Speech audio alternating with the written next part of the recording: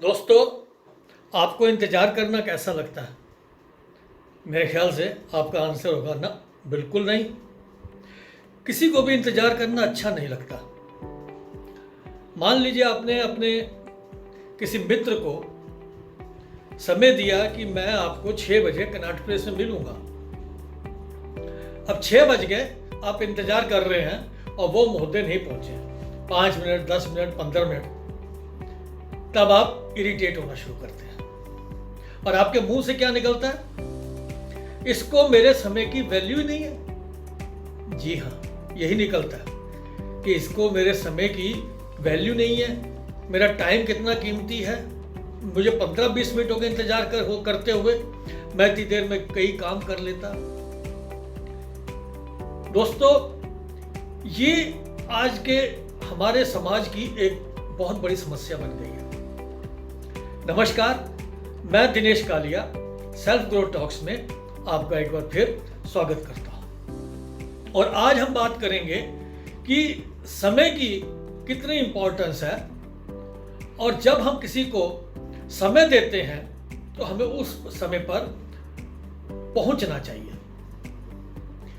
यदि हम अपने ऊपर 15 मिनट का इंतजार नहीं कर सकते, हमें बहुत बुरा लगता है जब कि हमने किसी को टाइम दिया और वो हमें इंतजार करवा रहा है।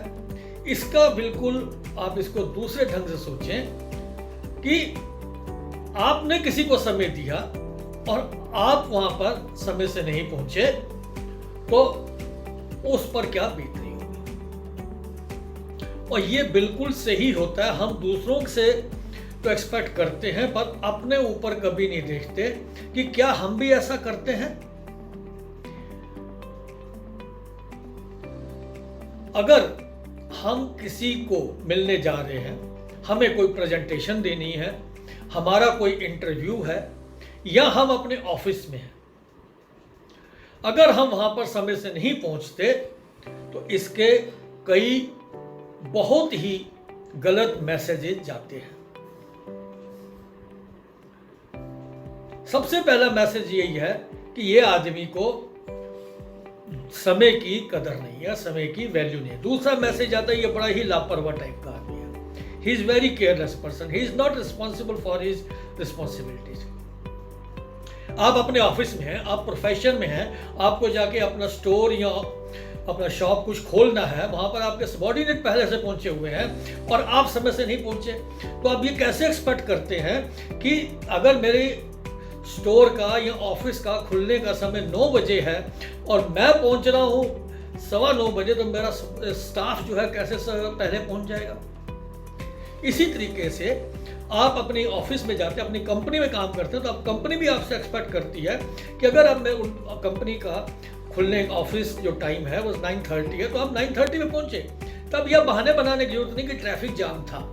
ट्रैफिक हर रोज जाम होता है, ट्रैफिक वही है जो पहले था। सिर्फ प्रॉब्लम क्या है, हम अपने आप को ऑर्गेनाइज नहीं करते और हम इस चीज़ को केयरलेसली लेते हैं, जिसकी वजह से हमारा इंप्रेशन, हमारी रेपुटेशन या हम एक गलत मैसेज अपने साथियों और अपने सीनियर्स और अपने सबॉर्डिनेट्स या अपने कर्मचारियों को देते हैं। तो दोस्तों, ऐसे में क्या करें? मैं सिर्फ 4 बातें आपसे शेयर करना चाहता हूं। सबसे पहली बात यह है कि जीवन तो इसी तरीके से चलता रहेगा, हमें अपने आप को एडजस्ट करना है। तो इसलिए हम थोड़ा पहले सो के उठें। सुबह आधा घंटा अगर हम पहले उठ जाते हैं तो हमारी सारी चीजें व्यवस्थित होने लग जाएंगी। दूसरा, अपने माइंड में ये प्रण कर लीजिए, मन में प्रण कर लीजिए, एक माइंड सेट बना लीजिए कि मुझे किसी भी कीमत पे कहीं भी जाना है, वो टाइम से जाना है, अपने ऑफिस में टाइम से जाना है, अपनी शॉप पे टाइम पे जाना है, या कोई प्रेजेंटेशन देनी है तो वहां पर मुझे टाइम से जाना है। देरी शब्द को अपने जीवन से निकाल दीजिए। तीसरा, सुबह जल्दी उठे हैं आप, तो आप एक टू डू लिस्ट बना लीजिए कि आज मुझे दिन भर में क्या करना है, उसमें सबसे अर्जेंट क्या है और प्रायोरिटीज क्या है, उन प्रायोरिटीज के हिसाब से अपने आप को सेट करें। और चौथा, अपने जीवन से आलस्य को बिल्कुल बाहर कर दें। एक्टिव रहें, कोई बहानेबाजी नहीं होती है, कोई प्रोक्रेस्टिनेशन नहीं होता है। अगर सिर्फ आप इन 4 बातों को अपने जीवन में लाते हैं, आप टाइम से पहुंचते हैं, आप इसके बेनिफिट्स देखेंगे जो कि अनगिनत हैं।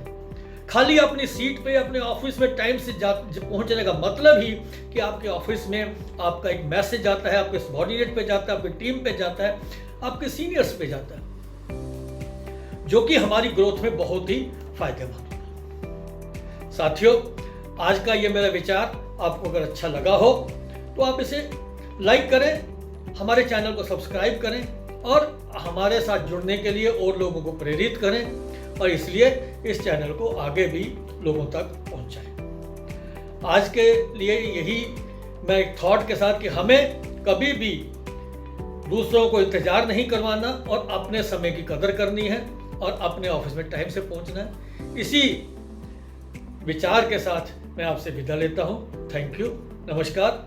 अगले एपिसोड में फिर एक छोटे से विचार के साथ मिलेंगे।